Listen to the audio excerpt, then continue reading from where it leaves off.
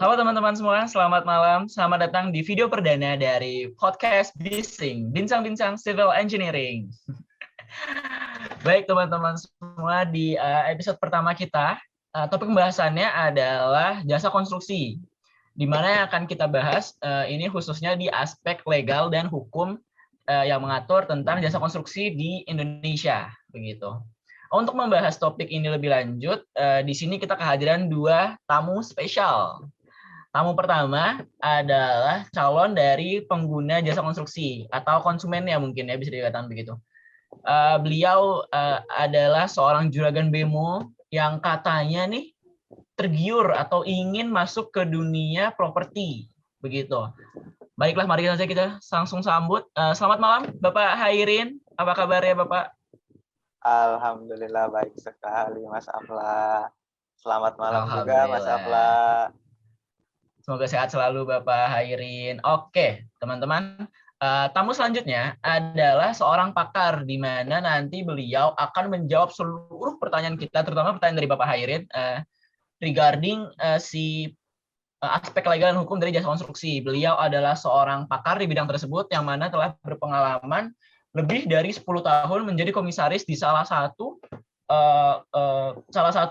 jasa konstruksi terbesar di Pulau Jawa yang memiliki proyek tersebar di seluruh Indonesia. Selamat datang kepada Profesor Dr. Billy.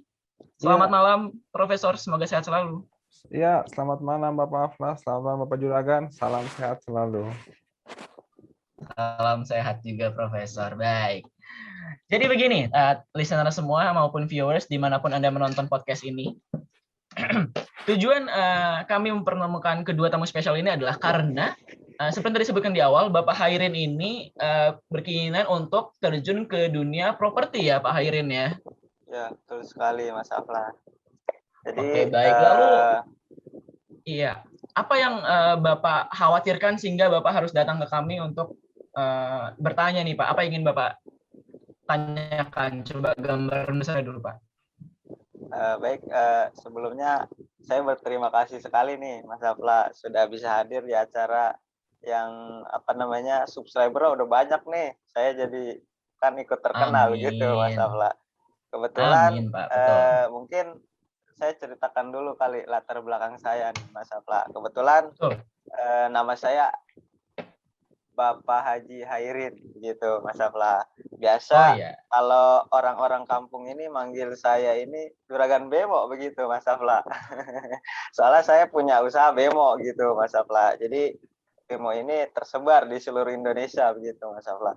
Kemudian kenapa saya mau datang ke acara ini tuh saya ingin menanyakan banyak hal.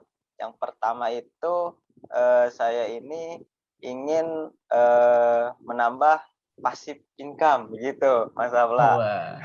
Seperti anak muda begitu. Kalau kasarnya mah kita nggak kerja dapat duit begitu. Kemudian passive income-nya ini saya mau membuat kos-kosan begitu, Mas Afla. Itu jumlahnya sekitar 1000 pintu kos-kosan. Tadinya mau 5.000, Mas Afla, cuman 1000 dulu aja. Kenapa nggak jadi? Kurang begitu, Mas Afla, hanya bisa dapat 1000 saja. Kemudian dalam membuat kos-kosan ini saya perlu kontraktor untuk membuat kos-kosan tersebut, yang tentunya kontraktor itu pastinya harus baik ya, Mas Afla, bagus juga.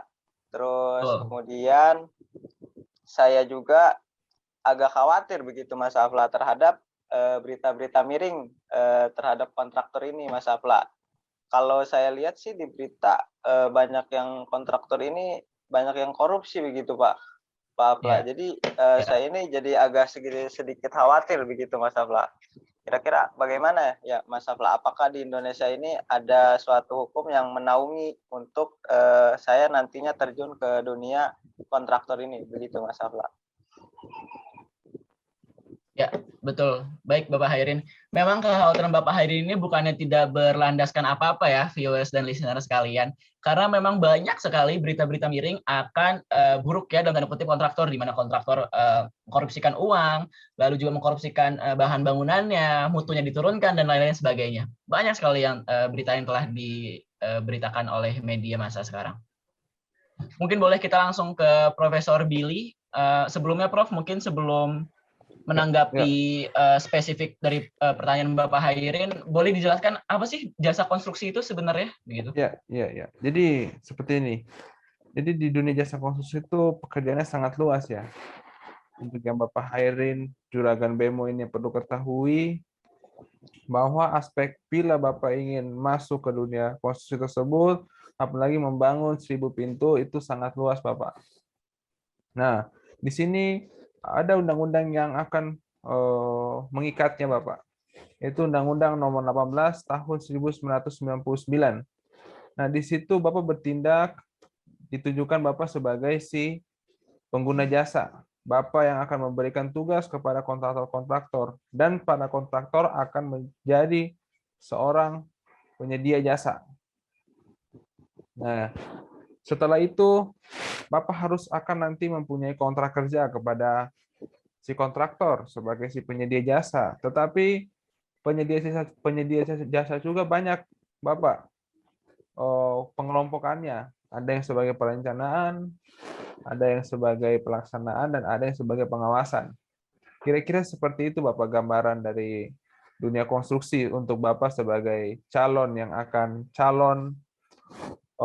akan terjun di dunia konstruksi. Seperti itu.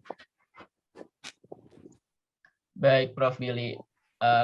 Mungkin kalau boleh saya menambahkan ya, Prof. Billy, saya pernah baca juga di undang-undang terkait. Kalau tidak salah ini di di pasal berapa saya kalau tidak salah ingat, pasal 6 atau pasal 7 ya, di mana dikatakan selain dari jenis-jenis usaha yang berbeda, kegiatan di jasa konstruksi juga dibedakan berdasarkan bidang usahanya ya, Prof ya, di mana bidang usahanya ini mencangkup tidak hanya pekerjaan sipil seperti yang kita tahu pada umumnya, namun juga pekerjaan arsitektural, mekanikal, elektrikal, dan bahkan tata lingkungannya, begitu Prof ya? Iya, betul. Oke, baik kalau begitu. Mungkin untuk selanjutnya kita kembalikan kepada Bapak Hairin. Apa hal pertama yang ingin Bapak tanyakan Pak secara spesifik kepada Prof. Billy regarding masalah di dunia penyewaan jasa konstruksi ini? Ya, baik Mas Afla. Tadi ternyata emang udah diatur ya Pak di undang-undang tersebut. Oh, ternyata ada begitu ya Pak. Jadi saya agak sedikit lega begitu Mas Afla. Kemudian saya ingin menanyakan mengenai ini, ketika saya kan takut nih baru gitu terjun ke dunia konstruksi.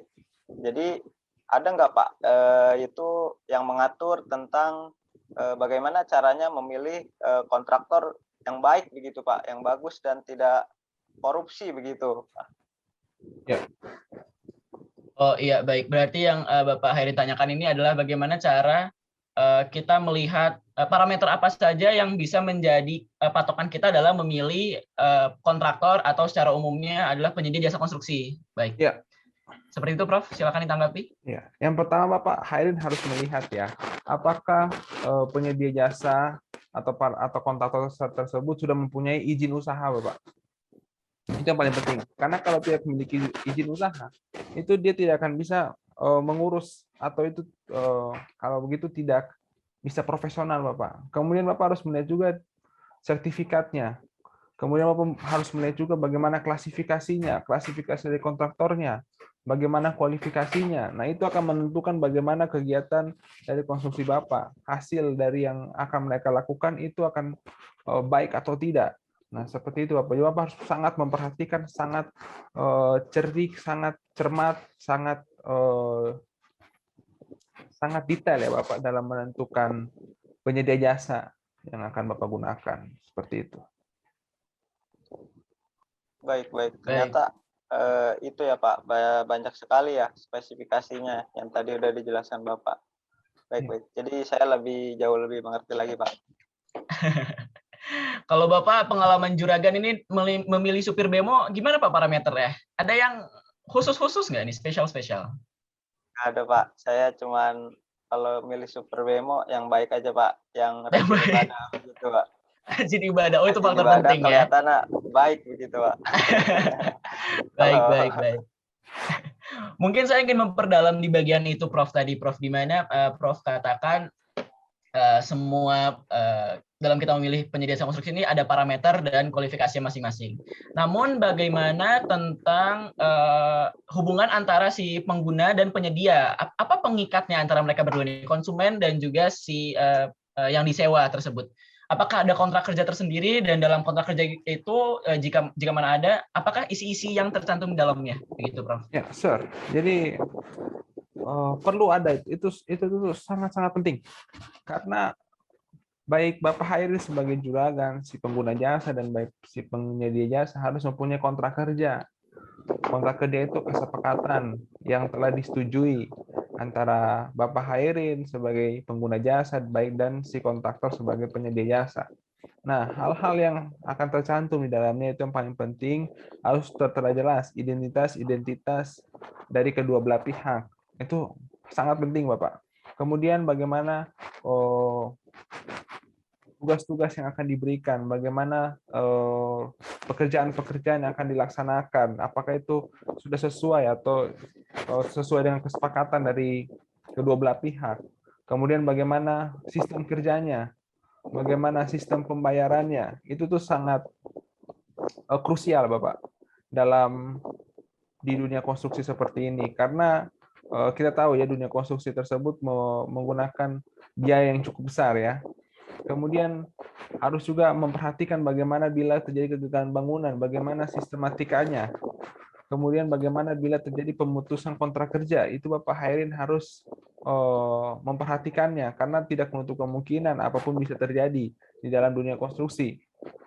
Dan juga bagaimana bila hal-hal yang di luar dugaan tersebut terjadi, di luar dari penyedia jasa maupun pengguna jasa, itu sudah harus diperhatikan di dalam kontrak kerja. Dan bagaimana juga yang paling penting yaitu aspek lingkungannya, aspek lingkungan tidak mengganggu masyarakat setempat, itu tuh sangat penting, Bapak, ya, dalam membuat sebuah kontrak kerja seperti itu. Baik. Ternyata harus ada kontrak kerja begitu ya Pak, kalau di dunia konstruksi ini ya Pak. Kalau di BEMO sih nggak ada Pak, yang penting setoran lancar begitu Pak. Baik. Iya, agak sedikit lebih rumit ya Pak ya, karena apa ya, dana yang dikeluarkan juga seperti lebih besar daripada BEMO ya Pak ya. Iya. Baik. Begini, Prof. Billy, saya tertarik ke dua aspek yang Bapak sebutkan dalam kontrak kerja, di mana tadi Prof. Billy menyebutkan ada tentang kegagalan bangunan. Nah, ini menarik sekali untuk ditelaah. Jadi, apa sih yang dimaksud dengan kegagalan bangunan itu, dan apa penyebabnya, dan jika malah terjadi, ke siapa dilempar tanggung jawab dari kegagalan bangunan tersebut? Begitu, Prof. Baik. Jadi ini topik yang cukup menarik yang mengenai kegagalan bangunan, karena kegagalan bangunan tersebut tidak bisa ditentukan cuma oleh satu pihak ya. Harus ada pihak ketiga. Pihak ketiga di sini sebagai ahli. Karena untuk ada unsur netral di situ. Nah, di sini yang akan diteliti atau akan ditelaah sumber dari kegagalannya itu disebabkan oleh apa? Yang pertama bisa disebabkan oleh si penyedia jasa, si kontraktor. Kontraktor juga nanti akan ditelaah juga, akan diteliti lagi. Siapa? Perencananya kah? Pelaksanaannya kah? Atau bahkan pengawasannya? Itu yang harus sangat teliti, telaah, yang harus dilihat oleh pihak ketiga, yang biasa itu adalah seorang pakar bangunan. Dan tidak menutup kemungkinan kesalahan itu diakibatkan oleh si Bapak juragan Hairil, si pengguna jasa. Itu sangat mungkin. Karena begini, bila kita membangun, misalnya saya sebagai seorang, saya ingin menggunakan material tertentu, tapi material tersebut tidak bisa digunakan, tapi saya bersikukuh, bersikeras untuk menggunakan material tersebut, dan pada akhirnya material tersebut bisa menimbulkan kerusakan bangunan atau kegagalan bangunan. Nah, itu adalah kesalahan dari saya sebagai owner, sebagai pengguna jasa. Nah, seperti itu, Bapak. Jadi kita harus lihat secara luas. Kita harus menggunakan para pakar untuk meneliti tersebut, menggunakan pakar yang netral, karena kegagalan bangunan tersebut dapat mengakibatkan ke lingkungan setempat juga ya. Seperti itu. Iya Pak, jadi saya juga ngeri nih kalau ternyata dampaknya besar juga begitu Pak. Dan saya juga bisa kenal gitu Pak. Iya, betul betul betul. Di sini memang dua arah ya, sanksi dan juga dan lain-lainnya. Baik, mungkin sebelum masuk ke situ ada hal lagi tadi dari kontrak kerja ingin saya telah lebih dalam, Prof. Di mana Prof mengatakan salah satunya adalah aspek lingkungan. Nah, ini seperti yang kita tahu, proyek konstruksi dapat dilakukan di mana saja, entah itu di lapangan bebas, itu di tanah kosong, atau di lingkungan yang padat penduduk, begitu. Betul. Bagaimana jika kasusnya adalah proyek ini mengganggu kehidupan sehari-hari dari masyarakat di sekitar yang tinggal di lingkungan tersebut, begitu, Prof. Mereka terganggu kebisingan suaranya, mereka terganggu mobilitas mobil proyek, misalnya seperti truck mixer, seperti concrete pump, dan lain-lain sebagainya. Apakah mereka dilindungi juga oleh Undang-Undang 18 tahun 1999 ini, Prof? Ya, untuk itu banyak ya, sering-sering terjadi, apalagi pembangunan berskala besar ya, yang lalu lintas, seperti lalu lintas bahan-bahan bangunannya, dan itu juga tidak menutup kemungkinan seperti yang Bapak Afla bilang itu membahayakan lingkungan setempat. Nah, sehingga diperlukan adanya tanggung jawab penuh terhadap si konstruksi, kegiatan konstruksi dan masyarakatnya. Nah, untuk masyarakatnya, dan ingat masyarakat terganggu itu mengganggu kenyamanan masyarakat, itu berhubungan sama pemerintah. Nah, sehingga masyarakat tersebut dapat melakukan gugatan. Gugatannya dibedakan menjadi 3. Yang pertama, perseorangan. Yang kedua, kelompok yang menjadi perwakilan. Yang ketiga, kelompok yang tidak diberikan kuasa, tetapi menjadi sebuah atau menjadi perwakilan dari beberapa masyarakat. Nah, ini sangat penting ya. Kita lihat kalau ini ada hukumnya jelas di Undang-Undang Nomor 18 Tahun 1999 pasal 38 itu tuh sangat jelas diutarakan di situ bahwa bisa melakukan gugatan. Nah, sehingga ini harus diperhatikan juga ya Bapak Juragan, harus memperhatikan aspek lingkungannya. Jangan ini karena mengganggu dan akan berhubungan ke pemerintahan. Tentunya Bapak Juragan tidak ingin karena ini berhubungan dengan bidang hukum, bidang pemerintah seperti itu. Iya, betul sekali Pak. Pastinya saya kalau buat ini konstruksi nantinya pasti akan melibatkan banyak masyarakat tentunya. Pasti tidak mungkin saya akan merugikan, soalnya kan saya pengen dikenal di masyarakat sebagai juragan kos-kosan begitu. Ya, baik. Baik, begitu. Mungkin dari berlanjut ke topik selanjutnya, berhubungan dengan topik gugatan tadi, berarti ini masuk ke ranah hukum, masuk ke ranah sanksi, pidana, perdata, dan lain-lainnya. Dari Bapak Hairin misal, apakah Bapak memiliki kekhawatiran yang berhubungan dengan hal-hal tersebut, begitu Pak? Ya, betul nih Pak. Saya jadi kalau misalkan si kontraktor itu kabur begitu Pak, di tengah-tengah konstruksi, nggak bertanggung jawab begitu Pak. Nah, itu cara menyelesaikannya bagaimana Pak? Apakah di undang-undang ini diatur juga gitu Pak? Saya jadi khawatir begitu Pak. Ya, baik. Berarti pertanyaan Bapak Hairin adalah bagaimana jika di dalam proses pelaksanaan proyek konstruksi ini hasilnya atau perjalanannya tidak sesuai dengan kontrak yang disepakati di awal ya Bapak Hairin ya. Ada penyelewengan betul, begitu betul. Ya. Betul, baik, silakan. Ya. Jadi seperti ini Bapak. Jadi di undang-undang ini Bapak tidak perlu khawatir karena ada sanksi administratif yang akan diberikan kepada si kontraktor bila tidak bertanggung jawab terhadap konstruksinya atau tugas yang diberikan. Yang pertama yaitu peringatan secara tertulis. Kemudian penghentian sementara pekerjaan konstruksi. Kemudian pembatasan kegiatan usahanya. Kemudian pembekuan izinnya. Dan sanksi administrasi terberatnya yaitu pencabutan izinnya Bapak. Izin usaha. Jadi Bapak tidak perlu khawatir tentang itu karena sudah jelas di undang-undang ini mengatur tentang hal tersebut sehingga ini memberikan keamanan kepada Bapak sebagai pengguna jasa konstruksi seperti itu.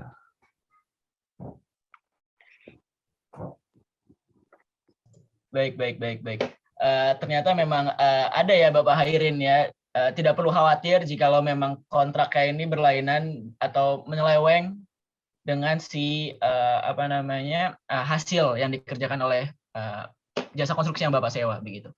Namun mungkin ada nggak Pak hal yang lebih seram, lebih menakutkan, lebih membuat Bapak Hairin ini merasa aman begitu daripada hanya sanksi administratif begitu Bapak. Nah, iya, apa puncaknya betul, Pak, dari semua hukuman ini?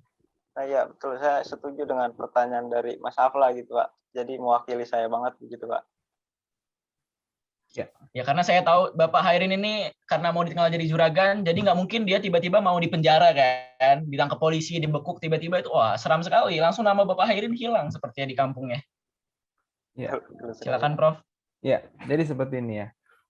Untuk sanksi pidananya ada Bapak. Bapak tenang saja. Yaitu hukuman 5 tahun penjara atau denda 10% dari nilai kontrak. Misalnya ya, misalnya Bapak mempunyai, misalnya konstruksi Bapak bernilai 100 miliar. Ya, 100 miliar ya. Nah, mohon dikoreksi, Pak. Saya 2 triliun, Pak. Soalnya kan 1.000 untuk kontrakan, Pak. Iya. Iya, okay. Pak, 1.000. Jadi 2 triliun, Pak. Nggak bisa 100 miliar begitu. Oke. Ya, maaf biasa salah. Ya, misalnya Bapak mempunyai nilai konstruksi ya Bapak misalnya 2 triliun begitu ya Bapak ya, Bapak juragan ya. Nah, kalau misalnya Bapak mempunyai 2 triliun, maka yang akan dikenakan dendanya yaitu sekitar 200 miliar Bapak. 200 miliar rupiah Bapak. 200 miliar Pak. Itu ya. Bisa beli cendol pas satu kampung saya Pak. Iya. Seperti itu. Sayang. Jadi memang berat ya Bapak Hairin maupun berat bagi Bapak Hairin maupun bagi si penyedia jasa konstruksi yang Bapak sewa jika mana salah satu pihak melanggar ketentuan yang telah disepakati di awal begitu. Baik, sepertinya topik pembahasan kita dari Undang-Undang 18 tahun 1999 ini sudah tercangkup semua ya, Prof ya? Sudah dibahas semua ya hari ini ya? Oh, mungkin saya mau tambahkan, boleh ya? Oh, boleh. Mungkin Prof, gini ya. Saya tidak tahu ya Bapak juragan ini bagaimana, tapi kalau misalnya ada topik khususnya, kalau misalnya bagaimana bila Bapak yang tidak bertanggung jawab, itu ada lagi Bapak. Bisa juga, betul. Silakan Prof dilanjutkan. Jadi begini. Saya juga kena Pak, bisa Pak. Bisa. Kalau padahal Bapak, saya kan pengguna jasa Pak.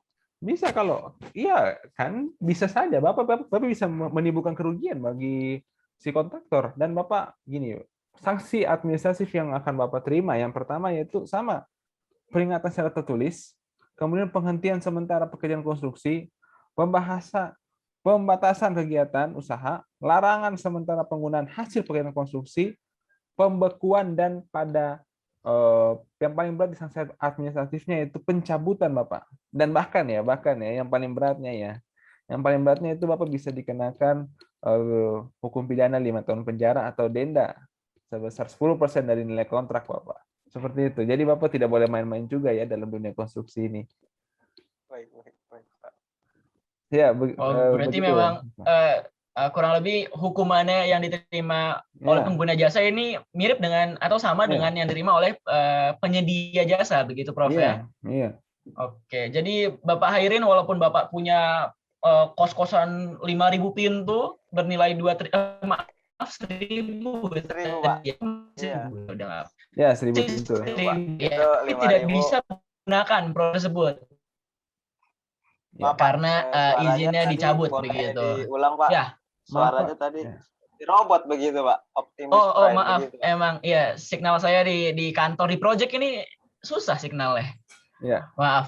Baik, kalau begitu tadi yang saya bilang adalah Bapak Hairin ini walaupun punya kos-kosan 1.000 pintu banyaknya, tapi tidak bisa dipakai, tidak bisa digunakan karena tersandung hal-hal tersebut. Tersandung pelanggaran tersebut, izinnya dicabut, dibekukan, begitu.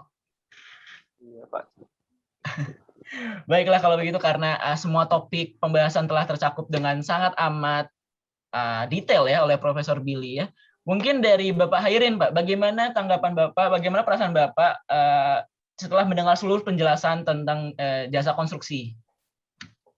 Baik, Mas Afla. Tadi sih saya sudah banyak mendengar dengan jelas ya Pak tentang undang-undang yang tadi disebutkan oleh Prof. Billy tersebut. Tadinya saya agak khawatir, ternyata sudah dinaungi dengan badan hukum yang jelas begitu dan sudah diatur dengan undang-undang. Jadi nantinya ketika saya mau masuk ke dunia konstruksi ini untuk membuat kos-kosan tersebut jadi lebih aman begitu, dan berita-berita tersebut mungkin hanya oknum begitu ya Pak yang tidak bertanggung jawab begitu Pak. Betul, betul. Alhamdulillah kalau memang Bapak Hairin sudah merasa aman. Kepada para viewers dan para listeners juga, tolong jangan langsung diterima secara bulat-bulat berita-berita yang menyeleweng, karena kita dilindungi oleh hukum di Indonesia. Jadi kalian harus merasa aman untuk menggunakan jasa konstruksi maupun membuat perusahaan atau usaha penyedia jasa konstruksi begitu. Baik, terakhir dari Profesor Billy mungkin. Ada nggak Prof hal yang belum kita bahas di dalam podcast ini namun Prof merasa perlu diketahui oleh masyarakat umum? Silakan. Ya, jadi ini untuk saya akan dua pihak, yaitu si penyedia jasa. Penyedia jasa harus memberikan, ingat, penyedia jasa harus bertanggung jawab kepada pekerjaannya, harus bertanggung jawab atau memenuhi hak dan kewajibannya, dan harus menyelesaikan pekerjaan konstruksinya dengan baik, dengan detail, dan harus secara terbuka dilakukan. Baik harus diketahui oleh si owner atau pengguna jasanya. Dan kepada pengguna jasanya, tidak perlu khawatir bahwa di Indonesia sudah jelas undang-undang yang mengatur tentang jasa konstruksi, hukumnya jelas, dan itu dapat ditindak tegas. Ya, mungkin seperti itu tambahan dari saya. Dan untuk penikmat channel ini, salam sehat selalu. Salam sehat selalu, Profesor Dr. Billy. Baik, terima kasih banyak untuk para listeners, para viewers, dimanapun Anda mendengarkan atau menonton podcast ini. Terima kasih banyak juga kepada Bapak Hairin yang telah mendatangkan kekhawatiran Bapak ke kami. Jadinya kami bisa menyalurkan kekhawatiran Bapak ke Profesor Dr. Billy. Terima kasih Prof telah mendengar dan menjawab semua kekhawatiran dari Bapak Hairin dan juga teman-teman yang ada di sini. Begitu. Sama-sama. Semoga episode kali ini bermanfaat. Sampai jumpa di episode selanjutnya. Terima kasih. Terima kasih. Terima kasih. Bye-bye.